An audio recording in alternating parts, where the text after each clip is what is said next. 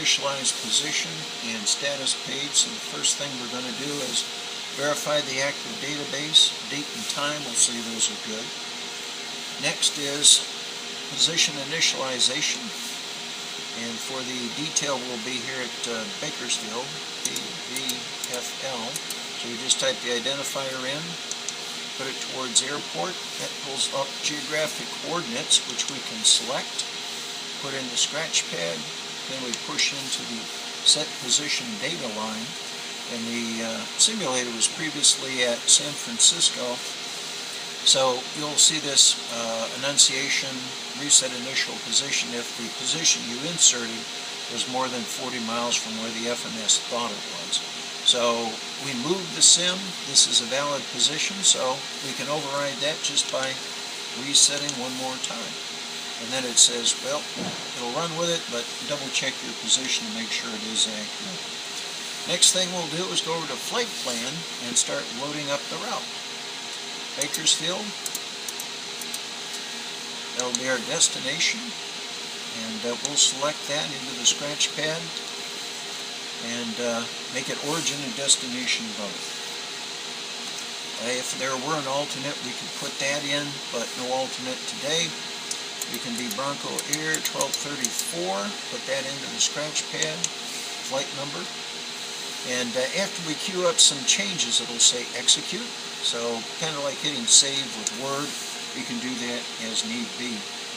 Well, now we have our routing very simplified, and we can see that on our MFD. It's time to customize it a little bit more. And we can go to departures for the origin location, and we're going to be on the Merrick departure and Gorman transition.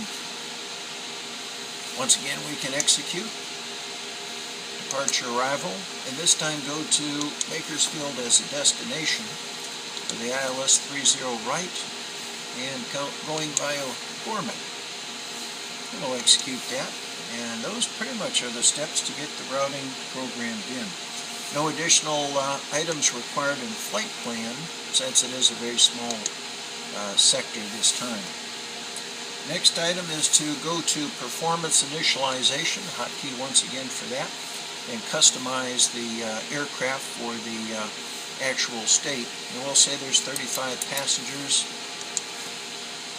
cargo 1,450 pounds, fuel will be 9,000, plan on going up to 12,000 feet. No alternate, so no alternate cruise altitude. We'll execute that. Next page, we'll put in some wind information. We get that off, say, a computer flight plan or something along those lines. We'll just load some placeholders here for today.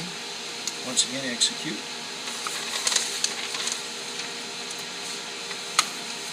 We then go to thrust limit. Performance button will get us there. We'll put our outside air temp so we can start having the FMS compute our takeoff values.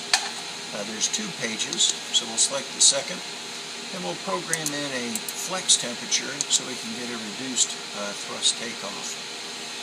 From there, we'll go over to our performance menu again and enable advisory VNAV. Should we be working an en route descent, that would work out great. We'd also go and select fuel management and make sure it is in a predicted fuel calculation mode versus a measured mode. We'd start customizing the displays, bringing on whatever nav aids we would require. We'll be low altitude, so low nav aids, speed information, altitude information, and range altitude select. And that was on the left side. We'll have to go back and do that for the right side, the first officer's display as well. So then we'll start picking up some nice displays. Next, we'll work our way up to the radio menu and kick our radios into an auto-tune feature with the FMS. So it can update itself using those radios. And then finally, moving our way up to VOR control. If there were some bad VORs, we'd want to disable them from the automated update system. but there are none today. Finally, we can go over to legs, double check our legs, compare that to the JEP to make sure it is as it should be. Once again, very small routing. We can go over to flight plan, copy the active in case something goes horribly wrong. That allows us to have a backup of the primary flight plan.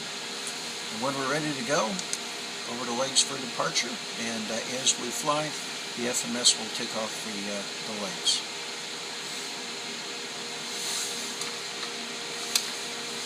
That is it.